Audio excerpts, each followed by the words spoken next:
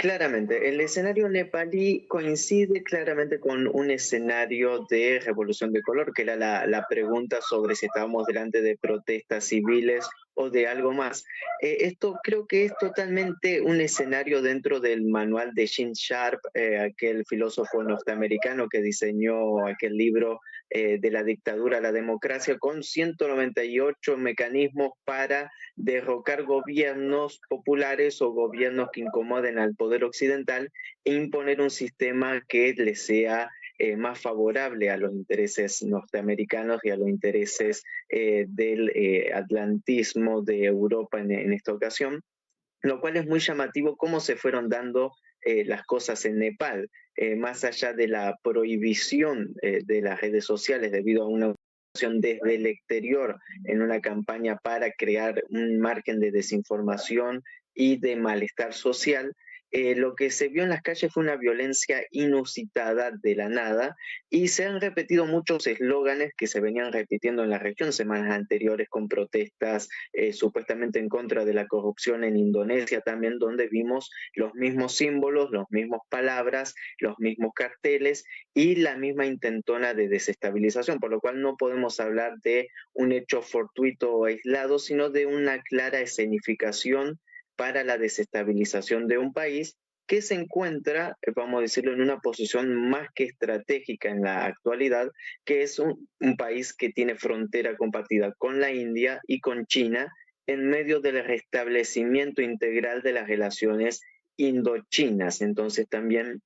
creo que si interpretamos que no hay casualidades en la arena internacional y que estos hechos no son aislados, podemos interpretar claramente que hay una intención internacional de desestabilizar un país para también generar un caos a dos superpotencias que, bueno, se han despegado de aquel poder unipolar y proponen un mundo mucho más amplio. Fíjate que decías no hay coincidencias. Hablemos de esto también, de cómo se ha ido estructurando en este tiempo esta olla a presión que finalmente detonó de esta manera, Tadeo. Sí, si podemos hacer una escalada, podemos incluso tomar que gran parte de los escenarios de revoluciones de colores en realidad toman forma y son a raíz de problemas reales de la sociedad. No podemos ignorar que en Nepal hay un 20% de desocupación, de pobreza, también que existe una élite gubernamental que se la puede tachar tal vez no en su margen entero, pero sí en algunos sectores de corrupción, pero se utiliza estos diferentes eslogans como consigna para catapultar un escenario que nada tiene que ver con los intereses nepalíes, encender fuego las sedes gubernamentales,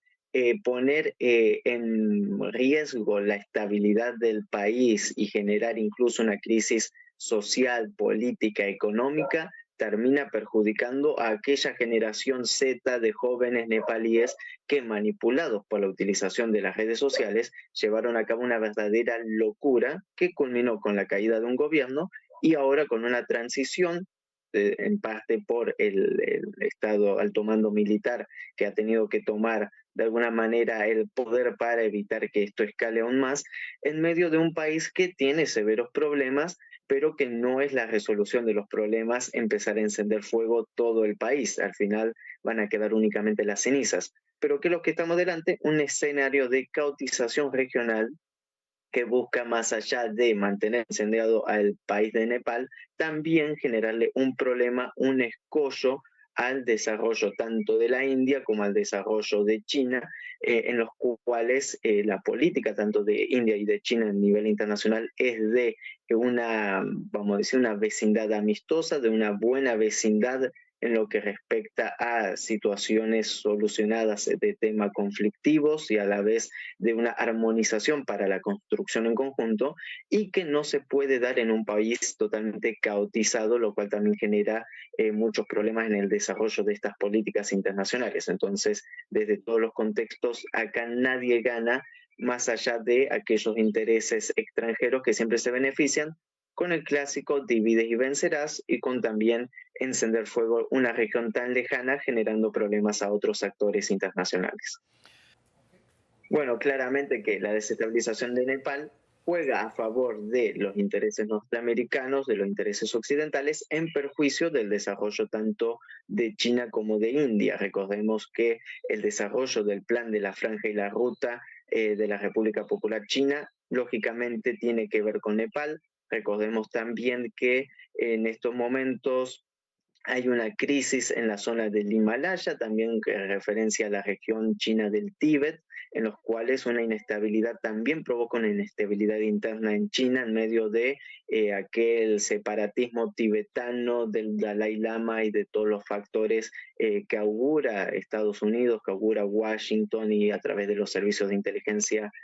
para crear todas las condiciones para una desestabilización interna, incluso dentro de China. Entonces vemos que todos estos escenarios van de la mano en una planificación internacional de desestabilización. También recordemos, Nepal había llegado a mesas de negociaciones con la India respecto a algunas diferencias territoriales con el actual gobierno que cayó. Entonces hay que ver si de llegar a algún gobierno más pro-occidental se van a reavivar diferentes disputas territoriales que a nadie les conviene en medio de un desarrollo potencial que se estaba dando en la región, de potencializar la economía, de complementar los desarrollos de los países en bien de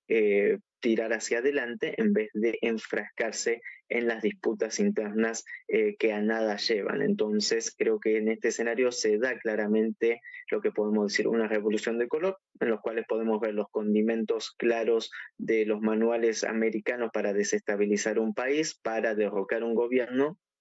que más allá de sus errores seguía siendo el gobierno legítimo del país. Hay otras maneras de la resolución de los problemas y recordemos que incluso se dan todas estas manifestaciones, el gobierno cede al 100% diciendo, bueno, cometimos un error con la suspensión de las redes sociales, entablemos un diálogo, y las protestas aún así continúan, escalan y derivan en, bueno, el incendiar Katmandú de manera tan total. Entonces vemos que no era únicamente el objetivo final de las protestas o de quien está detrás de las protestas, la restricción, quitar la restricción de las redes sociales, sino la desestabilización total de un gobierno.